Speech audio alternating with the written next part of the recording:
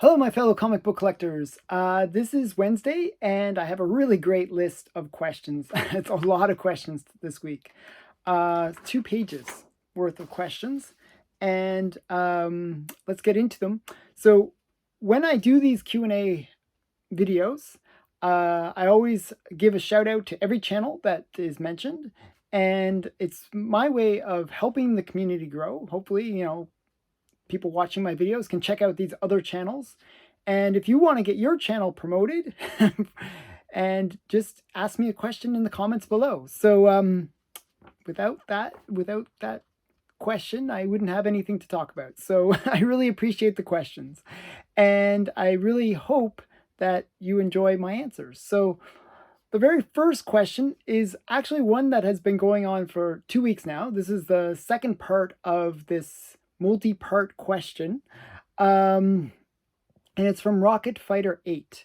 And basically he asked, what comics would I collect from each decade? So from the 1940s, answered last week. If I was just collecting purely for the love of comics, not for monetary value, knowing the future, everyone would get Batman #1 and all these, Superman #1 and all those kind of grail books, knowing the future. But going back in time, what books would I have collected just for the sheer love of the books themselves? And this week, it's the 1950s. So what books would have I bought in the 1950s? So when I think of the 1950s, I actually think of EC comics. And that's sort of when they hit their real height in terms of their popularity.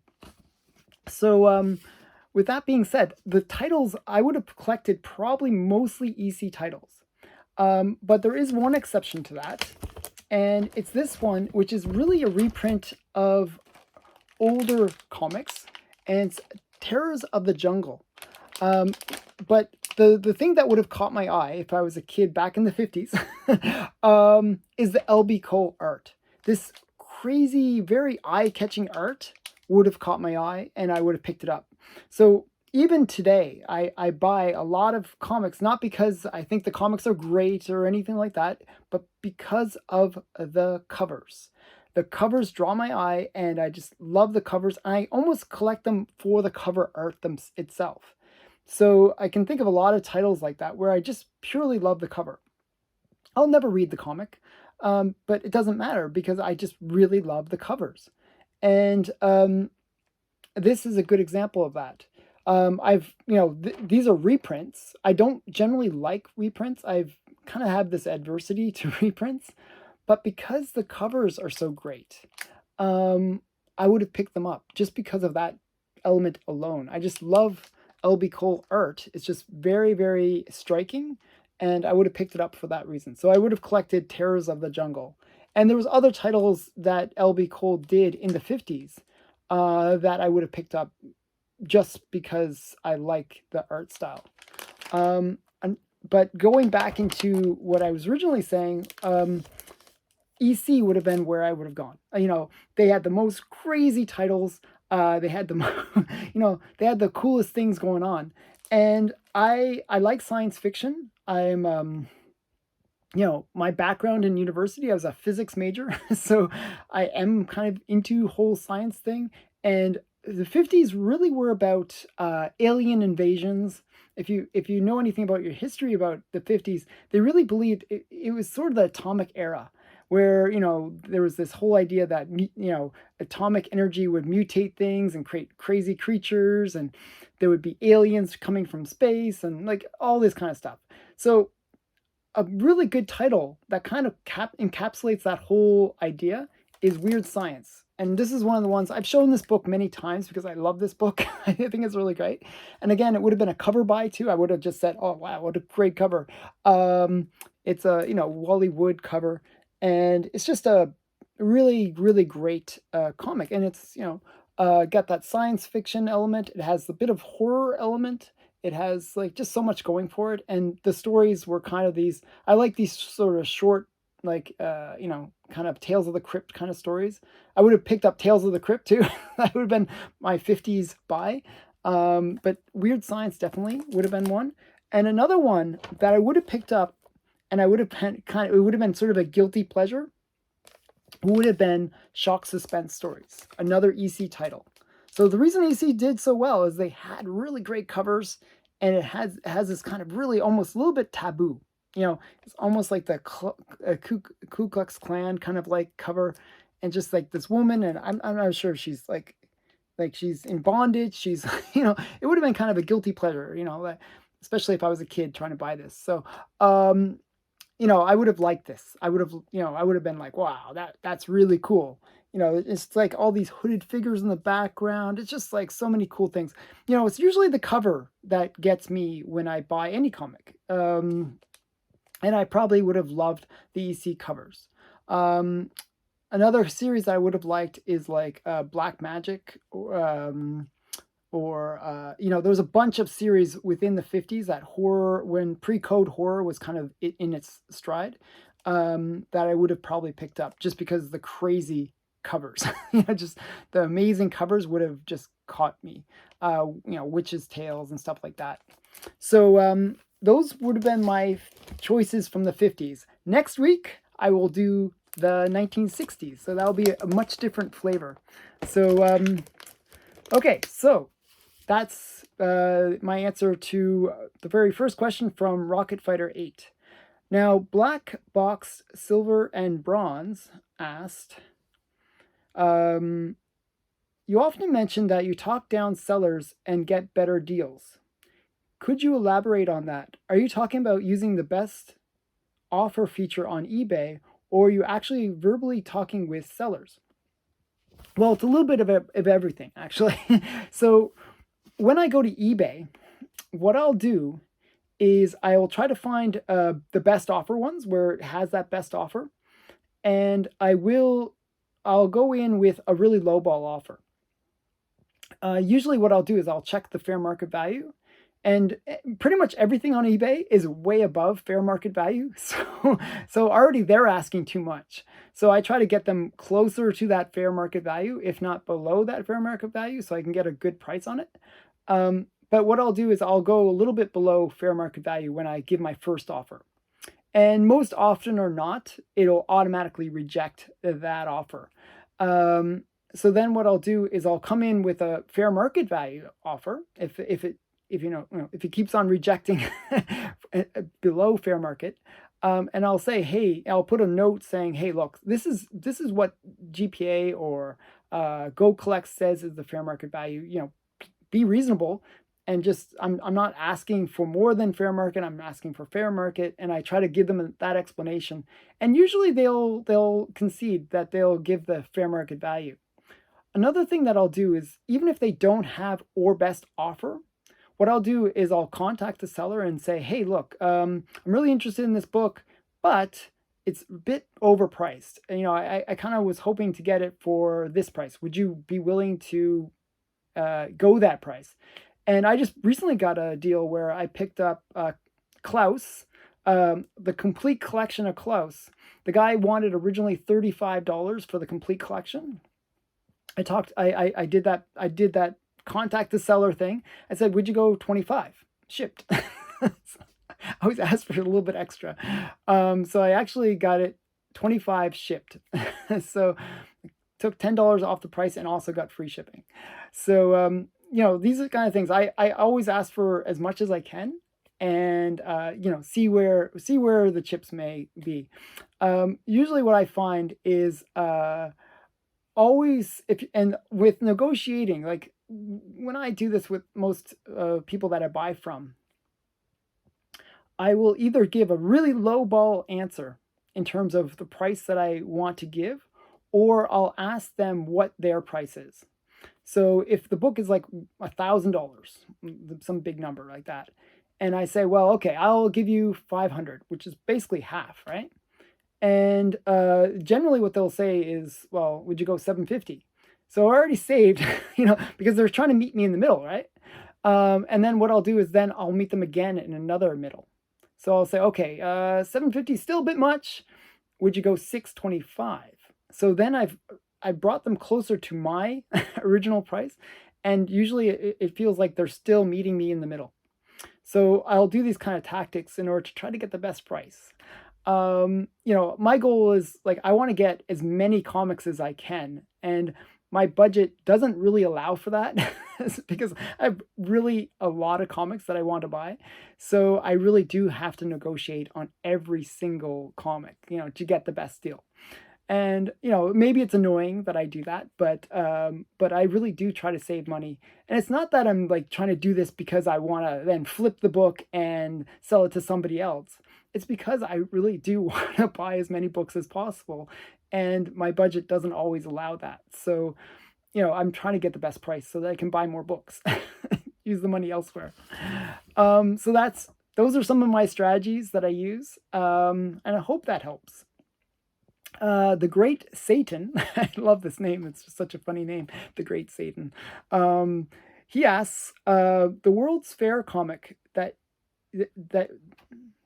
I have right back here. Actually, I'll show it. I love this comic. This is one of my favorite comics just because it's just so cool. It's this one. He's saying this one is extremely unique. And yes, it is very unique. Not many people know about this. This is the first appearance of the Sandman, and also it has an early appearance of Superman where he's blonde haired. So kind of cool for multiple reasons. I like getting those first Golden Age appearances, and this is kind of one of those comics where it's from 1939, so it's almost considered a Platinum era comic. So it's one that's very much under the radar. Actually, my friend from Instagram was the one that actually advised Overstreet about this. That's Collecto6. He was the one that advised Overstreet that the other comic, I think is a Detective 40 or something like that, or one of those ones, was not the first appearance of Sandman. But this book was the first appearance of Sandman. And there was a bit of, kerfuffle about that. But they ended up realizing that this was truly the first appearance of Sandman because it was the first time he made it into comics. So that was a very unique book. But the question is, can you think of any others that most people don't know about? And I can give you a really good one. And this is one that I've talked about on my channel before, and I kind of want to get into it a bit more. And it was a series called Tim Holt. And Tim Holt is very, I want to say it's under the radar, but people do know about it. It's just way undervalued. It's just like really undervalued. So for example, this book is the first appearance of the Calico Kid, and it's Tim Holt #6. Now, the Calico Kid later becomes Ghost Rider. Okay, so kind of a major character. And this is a high-grade Golden Age book from 1949.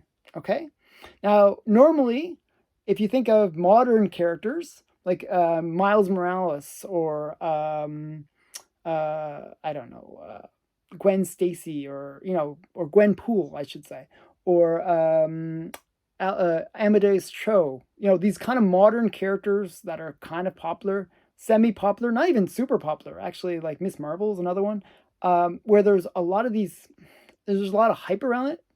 Those comics will go for thousands of dollars, literally thousands of dollars, or many hundreds of dollars. Okay, but they're mass produced. I mean, really mass produced. This one, there's not many on the census. There's less than 100 of these on the census. I think less than 30 on the census. However, this is a first appearance, a major character. Most people know Ghost Rider. When I'm talking Ghost Rider, I'm referring to the original Ghost Rider. But you can pick this book up. I paid $300 for it, and it's a 9.8. It's a 8.0. Okay, it's a high grade Golden Age comic. $300. It's so cheap. Just shows you that sometimes things are not valued at what you would expect. Very under the radar kind of comic. Now, the Calico Kid, the Tim Holt series actually had a lot of things going for it. So that's just one from that series. Number 11 is actually a pretty pricey book. Number 11 is when the Ghost Rider actually makes his Calico Kid becomes Ghost Rider. And that is a pricey book. However, there's others in the series that are kind of under the radar still. Number 25 is one, and this is the first appearance of the Red Mask. This is Tim Holt as the Red Mask, but it's also the first appearance of Black Phantom and her little henchman guy. Okay, and she's kind of a cool character. I like these female uh, female bad girls, I guess, and Golden Age first appearances of female kind of cool characters. Kind of, I like that a lot. And she actually had her own series, which was called Black Phantom, and this is the very first issue of that series. And it's got a lot of little good girl art, and it's just kind of a nice little series. So I enjoy these ones, and I think they're kind of under the radar because some of these characters have been brought back into the modern era. So they're ones that people don't realize that they're pretty affordable. You can pick those up for like under a couple $100, $150 to $200. Very affordable for major appearances of these kind of B tier characters or C tier characters that have kind of been brought back into the modern era. There's comic companies that are recreating these characters or re-bringing them out. So they could be one of those characters that if they become popular in the modern era, they could become kind of popular again, and people might want to pick up their first appearances. So these are kind of things that I see. There are a lot of obscure comics that I mentioned on this channel because I like hunting down obscure comics.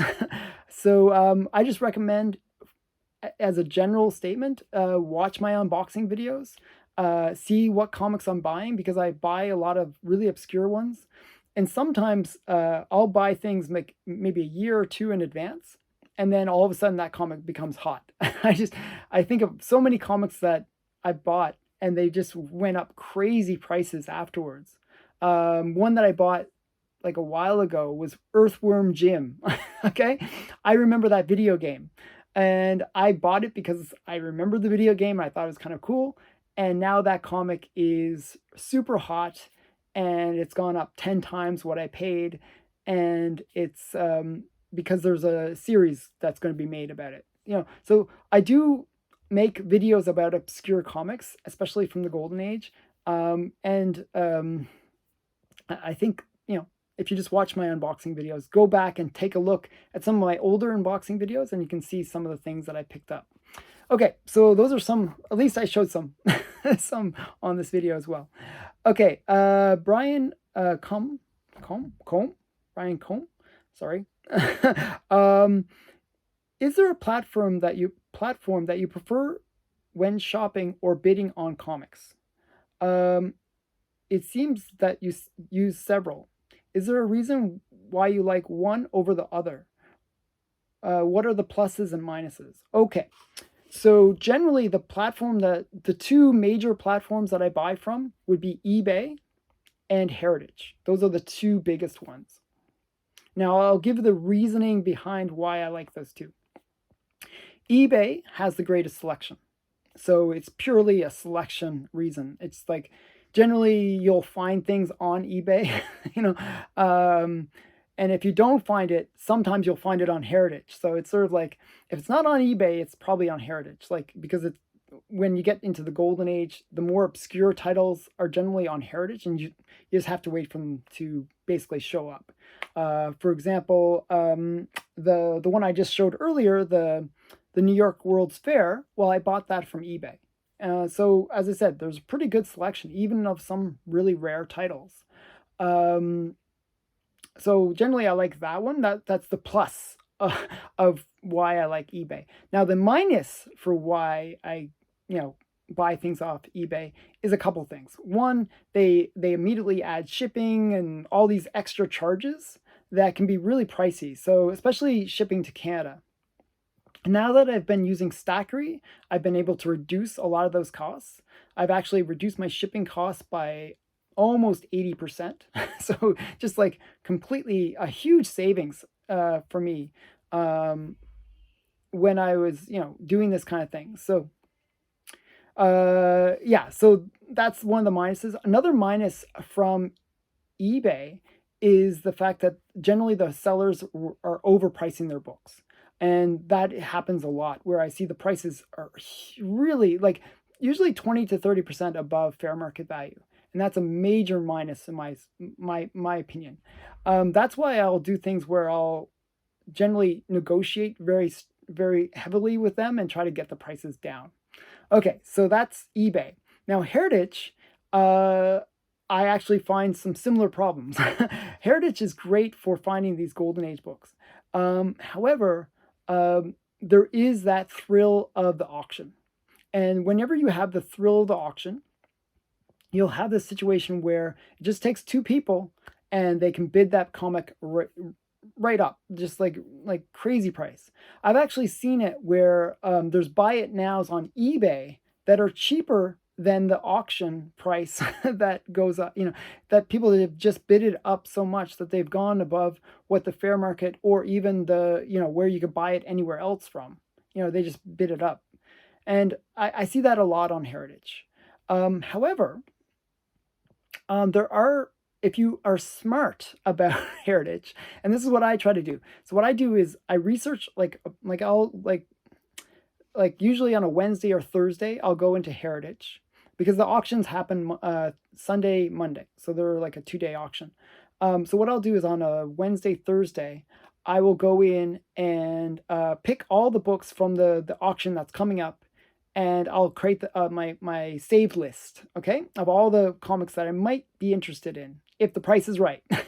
So I create that list, and then what I'll do is I'll watch that list and see, if the prices just have gone up over that week, where they're above what I would be willing to pay for them, then I just won't bid on them at all. However, if they're still at a reasonable price, what I'll do is wait until the very last second where before the auction opens up, and I'll put my bids in. And I'll put what I think is a fair bid. I'll check the GPA, I'll check Go Collect, I'll check eBay to make sure that the bids that I'm going to put in are what's fair and also not too much where I'm not overpaying for the books.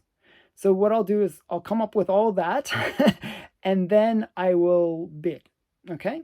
And then I will generally not watch the auction. Whenever I watch the auction, I always get into trouble because FOMO sets in and I'll buy stupid things, and I will, like I just did this last weekend. I'm so upset with myself. I actually bought 2 comics that I did not want. I did not want them, and I don't know why I bid on them. I thought they were something else, and I bid on them, and I'm kicking myself that I now have to pay for 2 books that I do not want. I mean, they're great books. They're not what I wanted. And I overpaid, which makes it even worse. So, yeah, it's one of those frustrating things. So generally what I try to do is not watch the auction. And at the end of the auction, after all the bids have kind of been done, I'll see how many auctions I actually win. And since I've done it in such a way where I bid only what I think is a fair price, if I win, I win. I'm happy. If I don't win, so be it. And I'll wait until the next time that item comes up for auction. So those are some of the things, pluses and minuses of those platforms. Those are the 2 that I really spend most of my time buying things on. So those would be my big ones. Another one is my comic shop, and I do spend a lot of money with them as well. So and there's a few tricks with my comic shop. Generally what you want to do is when you sign up with my comic shop, you can sign up for their mailing list and you'll get a discount code, which can save you 10%. So definitely sign up for their newsletter and you'll get like a discount code. And then if you're going to buy, then you use the discount code, save 10%. So those are some of the tricks that I do. Next question is from Comic Mag Musings. All right, Northern Neighbor, here's another question. Aside from EC titles, what are there any Golden Age science fiction comics that you're trying to collect? Okay, there's actually one title that I really am going all in on. I really love this title, and I kind of got started on it kind of in a weird way. I got it started in it because um, way back when, one of the comic shops when I was like really getting into collecting when I was a kid, one of the comic shops, it was called Planet Comics. And I always thought, oh, Planet Comics, that's so cool. And I thought, and it was those are Golden Age books. They're like, in my mind, anything Golden Age, when I was younger, anything Golden Age must be like millions of dollars. I just had that sort of impression. And I think a lot of people have that impression that Golden Age is just overpriced and hard to afford.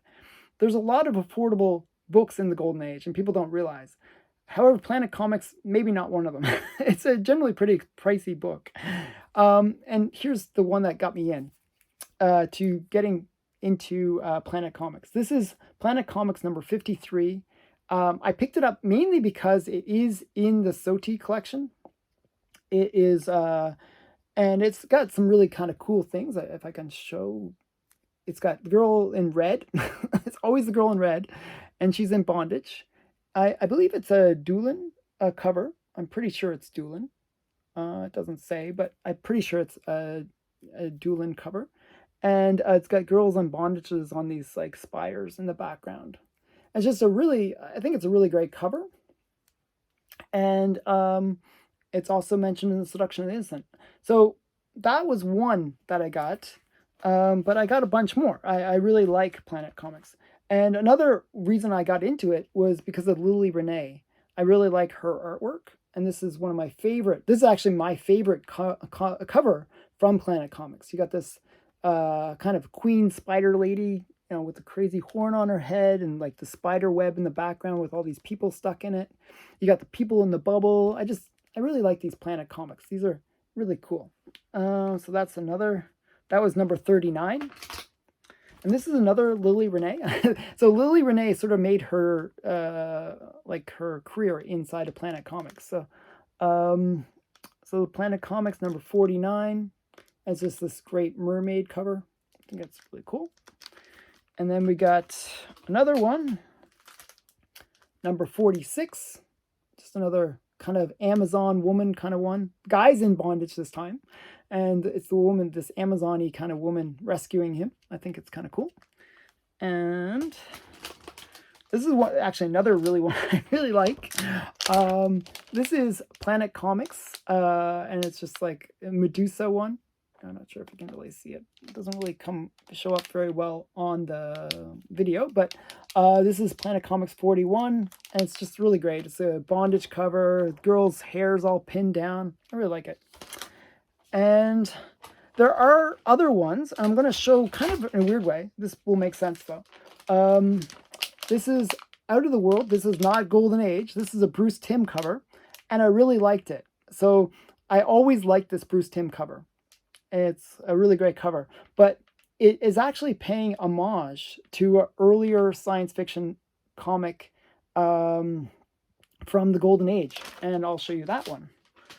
And so I kind of collected it only for that reason. That I was trying to pick up that homage cover, and this is it here, where it's kind of this is the what it's homage to. I know it's slightly different, but this is Space Adventures, science fiction space adventures, number 12. And it's just a really great book from 1954. And just like, I kind of like these kind of, people wearing the bubble helmets and stuff like that. I just really like that. And then one more Golden Age book. And this is another one that I mainly picked it up for the fact that it's in The Seduction of the Innocent, is Strange Worlds. I just really like this girl in the red,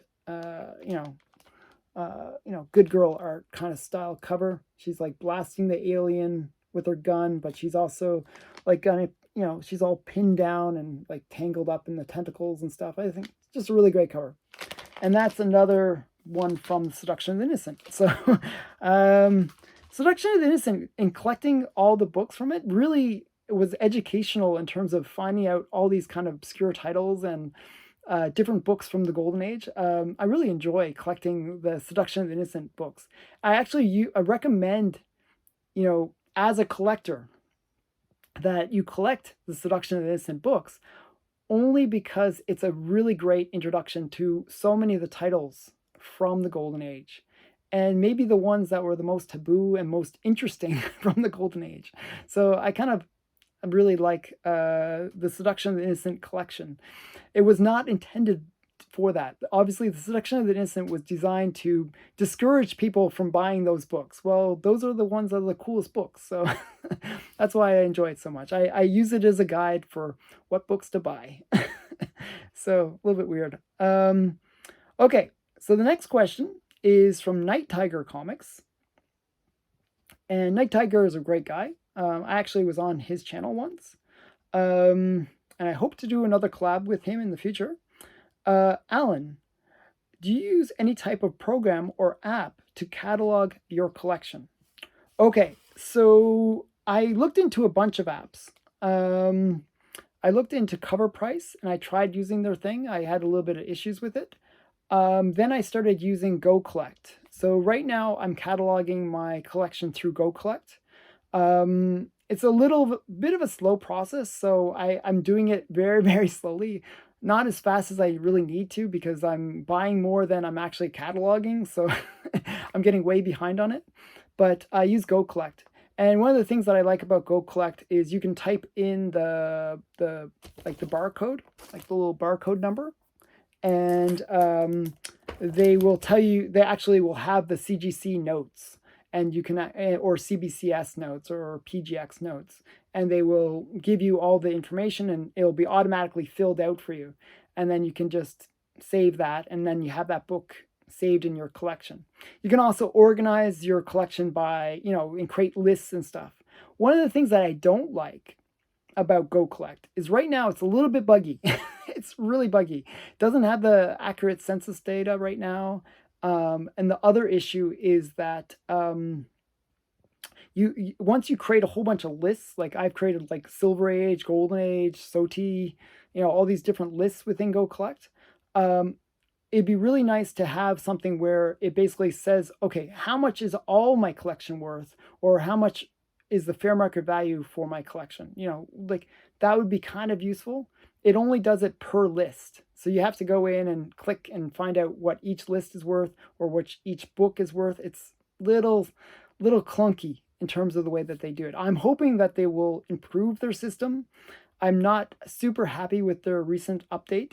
So Go Collect is a little iffy. I'm finding it hard to recommend, but I would say the reason I use Go Collect is it was the standard that people would use as a way to find out pricing, and the fact that they did have this application where you could catalog your books, I thought was very useful. So I'm still in the process of working out all the kinks with it in terms of using it, but that's the one I use. Okay, so hopefully that was a good answer. Next is from Comic Book Ninja. Do you collect any pulps? A lot of them feature some great covers by people like Alex Schomburg. If so, show some examples. I do collect pulps, and I actually have up there, I know it sounds weird just to point up to the ceiling, but in behind this wall that's in front of me, it's like a wall of comics actually. I have like on the top shelf my box of pulps, and it's buried behind a bunch of slabs, so it's like doubly buried. It's way up at the top and it's buried by slabs. I have all my pulps there, and some of them have really great covers, but right now in terms of collecting pulps, I'm trying to find, and I'm not succeeding, I'm trying to find is the big keyword in this, spicy detective stories. So this is a pulp from the 1930s and it ran into the 40s, that had sort of spicy tales, and it had Sally the Sleuth, a character that I think is really cool. So I'm trying to get those, not succeeding, but trying to get those pulps. So those are the ones that I'd be interested in. And there's like spicy detectives, there's spicy stories, there's a whole bunch of different spicy titles that I'm looking for from those pulps. And there's some other ones that are pretty great that have pretty amazing covers that I'd probably buy just for the covers. Yeah, that's sort of where I am with pulps. I don't really get into pulps as much as other stuff. So in a future video though, I promise I will do a thing where I show all my pulps and you can enjoy that video, but that will be for a later date. Okay, So next is Richard Lashira. Are you familiar with Hoppy the Marvel Bunny? His first appearance was in Fawcett's Animal Funnies #1 from 1942. The first costume cover appearance was in #2. Yes, I am familiar with this, and I'm actually looking for both of those books. I was looking for them even before the comments. So I actually picked up a bunch of Golden Age comics, like in a lot. It was like Animal Funnies, so not the right issues, but Animal Funnies and Funny Animals, and you know, it was just a bunch of books that I got, Golden Age books, and it was like $100 for like, I think it also had All Top Comics #1, which was kind of cool, and it was all in one collection. And this is what Hoppy looks like. Hoppy is also known as Captain Marvel Bunny. So this is my only cover with him. So that's that one. So yeah, so I am familiar. I just don't have that much from him. Okay, next is from Mike Swintel. Do you collect any Cave Woman color specials? And do you collect any early Cave Woman Jungle Tales series? Yes, yes, yes. So I actually do have those. Actually, we'll do a video about those in a later video. So sorry I'm not showing it today, but I do have those, and I actually have the first appearance of Cave Woman, and I actually have some of those other titles that you mentioned. The next thing is Jacob Borowski asked, are you familiar with the Slow Death series from the early 1970s? What is your opinion of the early underground labels? I actually like some of the early underground labels. I'm not always a fan of the art. It's a little bit weird and kind of wonky sometimes. But I do collect. I like Robert Crumb, I should say, Robert Crumb, and some of the other artists from the, like Richard Corbin, for example. Like there's a whole bunch of titles from the underground series, like Zap. I'm blanking on all the names, but there's a bunch of underground titles that underground comics actually is a title that were from that era, like this, like late 60s to early 70s, that were pretty cool. Like Slow Death is a great example. Den is another one. Grim Wit, I just picked up Grim Wit #2, which is the first appearance of Den. So there's a bunch of titles that are pretty cool from that era that I am collecting. So yeah, I am familiar with Slow Death. Actually, my connection with Slow Death is kind of interesting. The guy that I used to buy Warren magazines from, he was really into underground comics, and he actually created this whole list of comics that if you could buy, he like, if you could find them, he would buy them for you for set prices. He would give like Slow Death $40 or something like that, like probably way lower than what they were actually worth, but it sounded like a good price, right? So he had this big list of prices, and I'd actually kind of search for those books, and I actually started liking the books after getting into searching for them for him. So that was my connection to Slow Death. Next question is my last question, actually. It's also from Mike Suntel. Another question. What are your 3 or 4 raciest covers you own and would hesitate to show on YouTube? Don't show them, just mention the titles and issues, and do not you don't have to do this, of course, and it will not offend me if you skip this question. I ask because I intend on leaving my collection to my child one day, and I have a few issues that I really do not want her to ever see. Okay, so I actually have that whole problem myself, because I collect a lot of stuff. And I like some of the racier stuff. I actually really enjoy some of the racier stuff, like Sherry Cherry Pop Tart, or Omaha Girl, or Tarot of the Black Rose, or Jungle Zombie Tramp, or Jungle Fantasy is the one I was about to say. And I'm going to show you a series of books. And I have one long box, so I actually have a lot of things to hide when I die. I have a whole long box devoted to Avatar Press. And if you're familiar with Avatar Press, they produced a lot of really racy covers, like really racy. But they're really great. I think they're kind of over the top and kind of fun. So I kind of enjoy them. I'm going to show you some of them.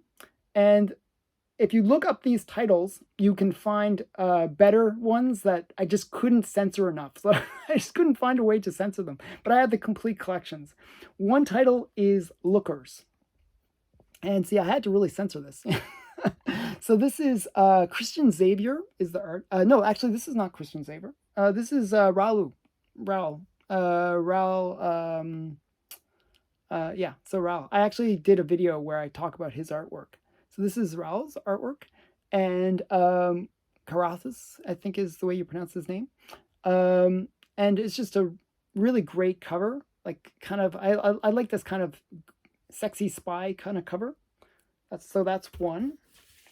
And I think this is actually, I'm not sure who did this one. This is another Raul, actually.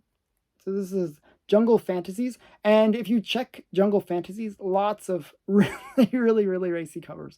I tried to pick one that was a little bit tame, actually. This is like sort of a homage to Marilyn Monroe. And it's like, volcano in the background, and the volcano erupting is blowing up her dress. But she's not wearing any underwear, and her boobs are kind of exposed. So pretty racy, but there's actually way more racy than this, but this was easiest to censor. So so these aren't my raciest ones, but they are ones that I could easily censor. So the next one is another one from Avatar Press. This is Helena, and she's on a razor blade, just so you know, on a razor blade swing. You got even one of the hanging men in the background is happy to see her. So pretty racy, and you can see a lot of stuff underneath those tabs that I censored with. So just a really kind of crazy cover. Again, this is another Raul one. So I think these are all Raul. Okay, so Raul is one of the artists I really like, and this is a great one too. You got these two zombie lesbians, not zombie, vampire lesbians, and the guy's about to stake them in the heart, and she looks all like sexy and stuff. So I thought that was kind of a. This is the Raven. It's just a kind of another good series for a lot of sexy covers and sexy art. I'm not sure if I censored this one that well, but hopefully it doesn't show. So this one is Belladonna, and this is really great artwork, actually, really amazing artwork. This is another Raul one, and it's just a really great cover. So yeah, so these are some of them. I would recommend you check out those titles. So I gave 5 different titles, and they're all very interesting. And they have some really great artwork. So if you like the more sexy side of things, you'll definitely like those series. So you can actually, the great thing about these, you can buy them all from directly from Avatar Press. They have a website, and they actually are pretty good. You can buy like a whole collection, and you can get it either for cover price or around cover price, even for those more adult ones. The same ones on eBay sell for usually $20-$30. So buy it from the actual publisher, and you can save a few dollars on the price. But all great ones that I recommend. In terms of what to do when you die, what you should do is in your will say certain boxes have to go off to Heritage or some comic shop to be sold. I'm trying to figure out what to do with some of my boxes, like what to do with some of my zombie tramps or some of these other ones. But maybe my kids will be mature enough at that time that that they will appreciate them as themselves. So you never know. So these are my adult kind of style comics. I'd, leave your comments below what you think I should do with them. I'd love to hear that. And leave your questions below and I'll answer them next week. So I hope you enjoyed this video. It had a bit of racy stuff. It had a bit of sci-fi. It had a bit of mystery comics. It had a bit of SOTI. It had a bit of everything. So I hope you enjoyed that. Thanks for watching. And please check out my other videos. And please like, comment, and subscribe. Thanks again. Bye.